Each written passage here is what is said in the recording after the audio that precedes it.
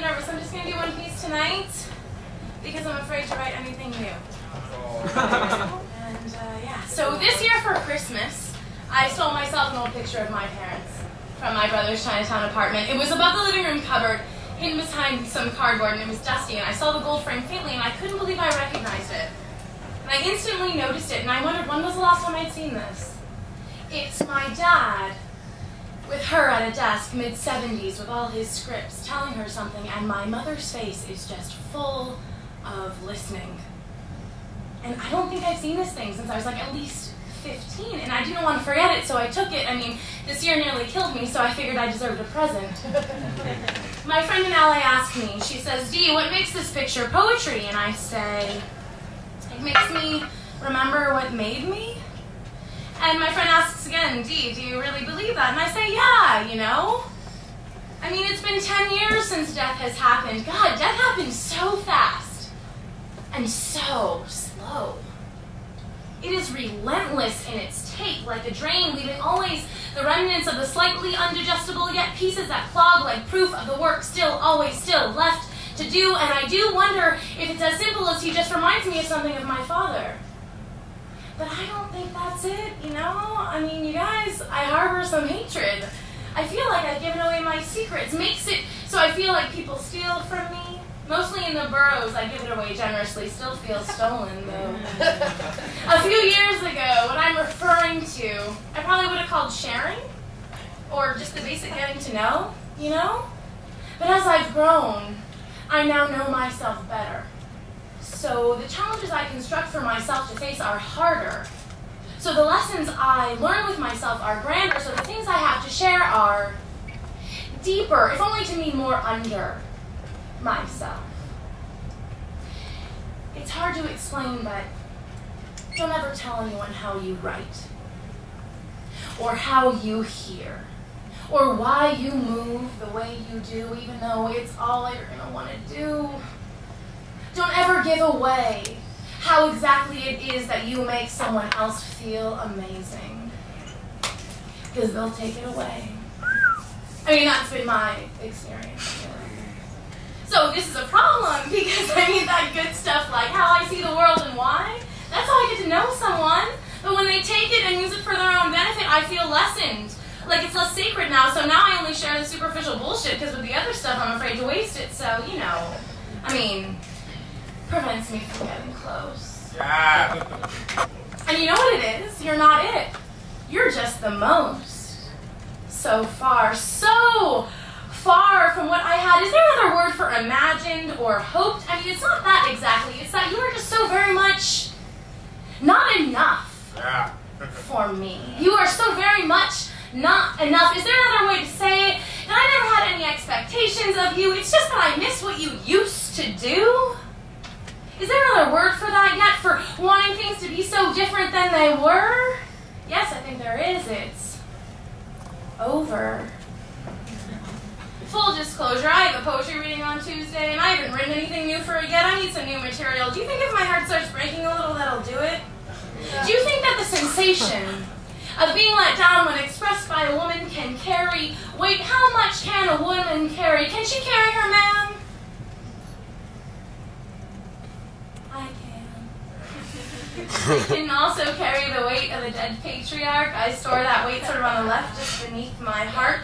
I can carry the weight of the dying family. That one's on my shoulders. That one's kind of heavy. I carry the honorable responsibilities that come with being an artist. That is in my arms. They get released down through my wrists. I carry money in my belly. I carry humor in my demeanor. I carry anger in my eyes, and I absolutely hate that it lives there. So I carry my drive just behind the pupil, so I also stay focused on long-term goals. I carry where I have traveled in my toes and my fight and my strut and my love, my love, my love. It is all up in my stomach. Tied up with hunger in an urban pit of this is it. And what do I have to show for it? 8 years here, and what do I have to show for it? I have a mantra. This phrase beseeches me. What do you have to show for it, Dee? I've been writing the same poem for years. My father has been 10, and not one of them has been directly about him. I have not any idea what happened. My father died and I got born. Brain, fully formed. From then on, conscious as if instant. Woman.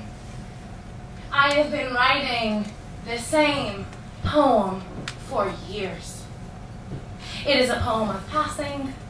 It is a poem of mourning, and it is a poem of nothing, because I dance around everything but my poems. They're learning from me. I procrastinate my language. I say it's marinating, and I say it steeps, but the truth is the letters gather together, they fight me, and then they retreat, and I am so sad that this poem doesn't sound like all the other ones.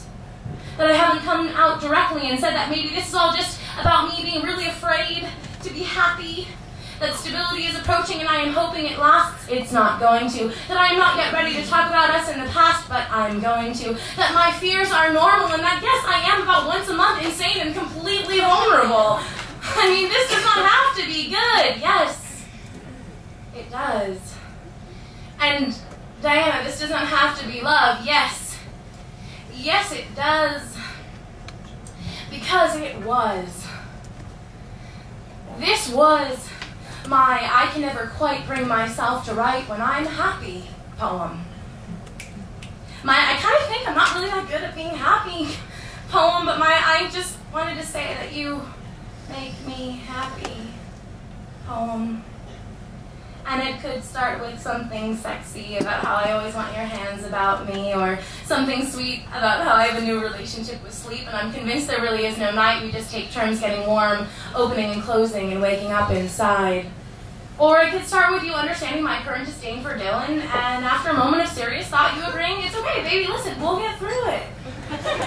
And I could mention Lower East Side street corners, but then I'd want to attempt to describe what it feels like to recognize the back of your head in a crowded dark bar after work. So let's just say I walk in and I'm floored. I mean, with you nothing is work, only a working toward. And if there was a verbal equivalent to pinching, I mean, this would be it. I'm not imagining this. You really do exist. And then I would probably want to talk about my calm, my wintry solidarity with the entirety of this city, how it confuses me, my awe, how my awareness that this all feels very different than I thought it would. That love has turned out to be something very, very different than I spent so many years convincing myself that it was. How naturally there has been zero thinking. No, I know it's not even spring and I'm flowering, opening and bending in directions that are something beyond obvious. They are relentless with no questions, where there is only one way to do this. I wrap my rattlesnakes for legs around you in public emulating bed. We depart soon thereafter because going home is a gift. It is a reward for a day well lived, and time doesn't really exist because we suddenly realize we have so much of it.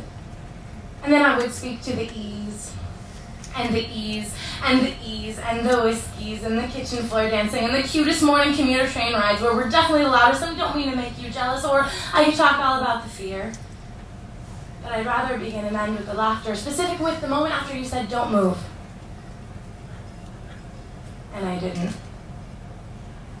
But would you look at this view? Would you look at what I get to look at? It was a sunny Monday. I was wearing only green flannel from my belly down, and there were 3 windows in Brooklyn, each showing bridge, falling snow, respectively, and the avenue, and I get to look at you, he said. And I turned my head. And it was one of those moments when you recognize that it is the first time you are looking at something that you are going to look at many, many, many times again. Baby, you're like the first time I rode the N train over the bridge to Brooklyn.